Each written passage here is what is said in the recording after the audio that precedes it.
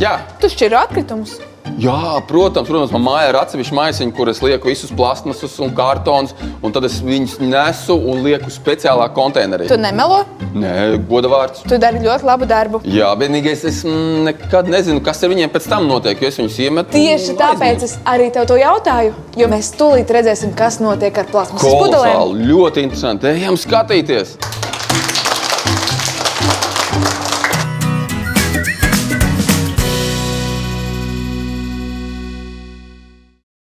Šeit sākas plastmasas jeb PET pudeļu otrā dzīve.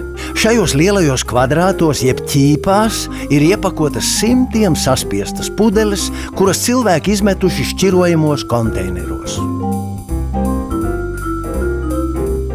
Ķīpas novieto uz lielas mašīnas, kur tās tiek izjauktas, lai pudeles lēnām varētu doties cauri visai rūpnīcai.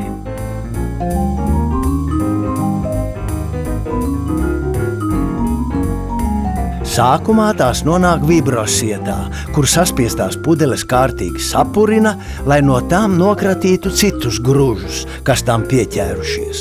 Uzreiz pēc tam pudeles nonāk ierīcē, ko sauc par metālu atdalītāju. Šeit mašīna atlasa metālus, ja tādi nejauši iemaisījušies ķīpās. Lai gala produkts būtu tīrs, pudeles ir jāmazgā, tāpēc nākamā vieta, kur tās nonāk, ir priekšmazgāšana. Šeit pudelēm tiek noņemtas etiķetes.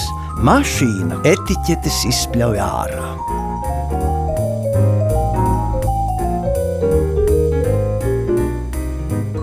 Visas pudeles ir jāsašķiro pa krāsām. To dara 3 roboti. Krāsainās pie krāsainajām un caurspīdīgās pie caurspīdīgajām. Lai būtu drošāk, cilvēki pārbauda, vai mašīnas visu izdarījušas pareizi.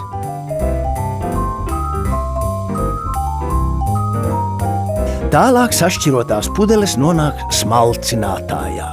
Tam ir asmeņi, kas ir asi kā žiletes, tāpēc cilvēki tur neiet, lai nesavainotos.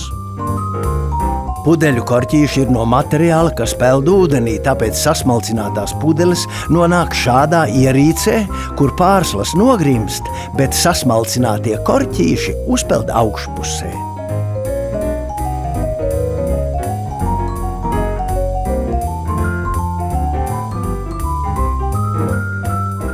Cilvēki ar rokām šīs pārslas nepārnēsā. Tās pa caurulēm nonāk vietā, kur mašīnas tās sapako lielos maisos, lai tās būtu vieglāk pārvadāt. Šeit jūs varat redzēt, kāpēc pudeles rūpnīcā sašķiro pa krāsām.